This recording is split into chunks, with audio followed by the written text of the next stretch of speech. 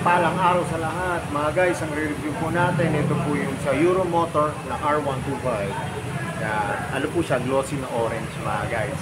Ano na po to, version 2 na po to. Pero pag bago pa lang po kayo sa aking YouTube channel, pa-subscribe naman po at pahit ng notification bell para updated po kayo sa aking mga videos. Tara mga guys, simulan na natin ito review. Mga guys, ito po yung sa Euromotor. Yan. R125 version 2 na po ito mga guys. Tapos ang kulay po nito ay glossy na orange na may black.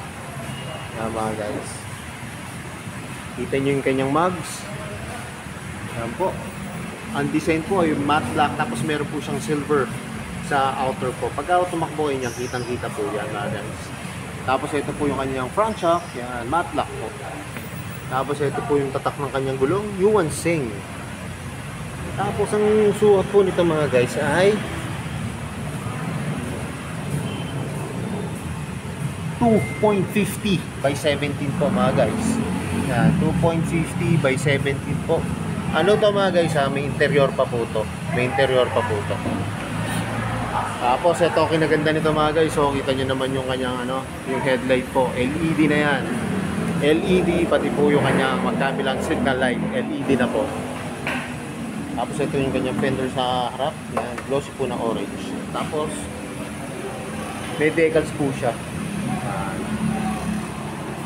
Tapos nakalagay po dito Racing Sport. Tapos mga guys, drum brake po siya. Ito po yung kanyang gulong sa likod. Ang sukat po ay 2.75. Tapos ito po yung kanyang muffler. Yan. Ang ganda po ng design. Tapos ito po yung kanyang chrome na heat guard. Tapos ito po yung tapakan ng angkasan. Yan, ang ganda po. Tapos yung kanyang bracket po ay glossy na gray. Ang rear shock na po ay glossy na black naman. Tapos yung kanyang taillight po, LED na ito mga guys. LED na siya na may design po. Parang pa ano siya. Pa L ba to? O pa triangle po. Ayan, design po niya. Ano na po siya? LED na po yan. Tapos ito po yung kanyang engine. Ayan, may naka-engrave po na letter E for Euromotor. Tapos ito po yung kanyang gear pedal, kulay chrome po. Tapos mga guys, ano to? Ito po yung kanyang gear position identity. Ano lang po to, for gear lang po yan. Kaya bale, ano siya? 1, 2, 3, 4. Pag nagdadagdag po, pag nagbabawas po dito po. Tapos ito po yung kabilang engine. Yan. May naka-engrave din po na Euromotor. Tapos maganda mga guys dito, may guide siya. Yan, para safety precaution mo to. Hindi po mapadikit yung ating paa dito sa engine kasi nainit po yan. Tapos ito po yung kanyang kickstart. Yan. Kulay chrome po na may rubber. Yung kanyang brake pedal naman po ay kulay chrome. Yan. Tapos dito nyo naman mga guys, sa kanyang upuan yan, lambot po. Lambot. Tapos yung material po na ginamit dito ay yung makinis po. Kaya mga guys, makinis siya. Tapos ito, ganda po ng manubela nito mga guys. Oh. Tapos ito naman po yung mga function. Ito po may park light po siya. Yan, pag ayaw nyo po buksan yung kanyang ilaw. Tapos ito po yung kanyang high and low. Signal light, busina. Tapos mga guys, carb pa po ito kaya may choke po siya. Tapos ito po yung kanyang throttle. Lutong po. Ito yung kanyang brake. Yan, brake lever niya po. Tapos kaganda nito, may electric start at may kickstart po siya. Tapos mga guys, ito, ang ganda ng flaring siya rito. Talagang ang ganda po ng design.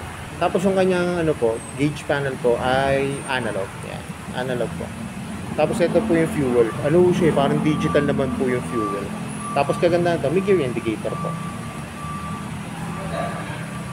So yung mga guys, ito na yung inabang ako. Sasakyan ko na itong R125 na kulay orange. Yan, glossy po siya na orange na version 2. Yan, tara mga guys, tignan nyo pag nakasakay na ako sa iyo.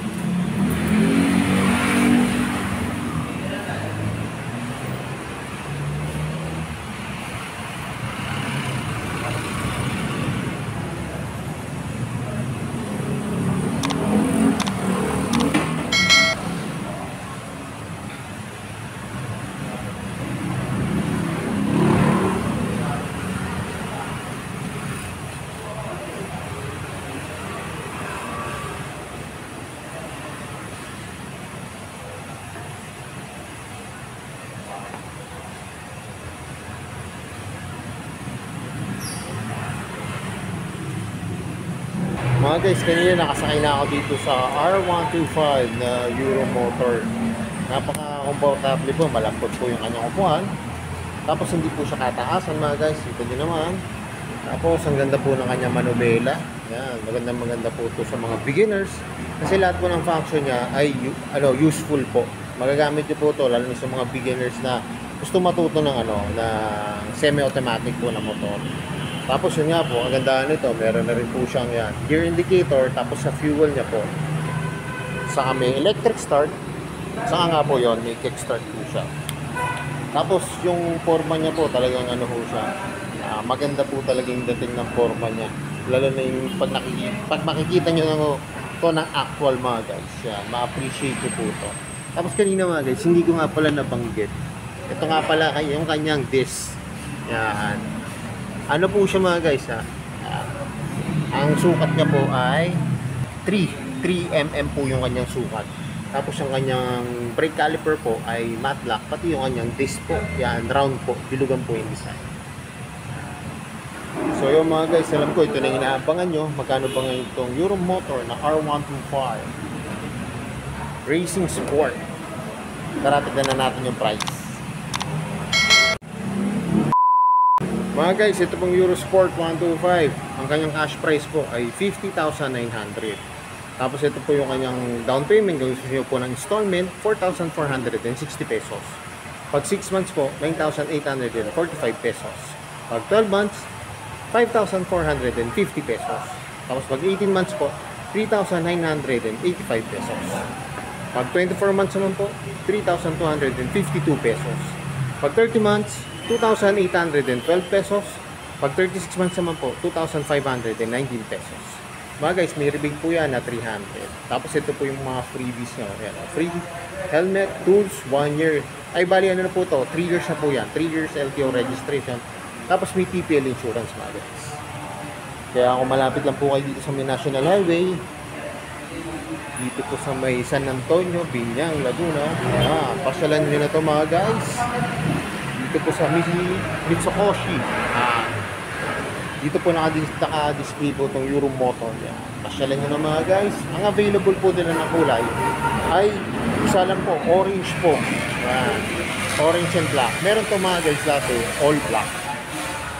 Maganda rin po yung all black nito. Dalawa po yung available nilang unit ngayon. Kasi mga guys, mas maganda pag makikita nyo ng actual yung unit, mas ma-appreciate po siya. Mga guys, hanggang dito na lang. Kung bago lang po kayo sa aking YouTube channel, pa-subscribe naman po at pahitang notification bell para updated po kayo sa aking mga videos. At salamat nga po pala dito sa may Mitsukoshi, dito po sa may National Highway, Barangay San Antonio, Biñang, Laguna. At nare-review ko po yung mga motor. More series to come. At gaya na lang ito sinasabi, ingat po palagi, ride safe always, and God bless po.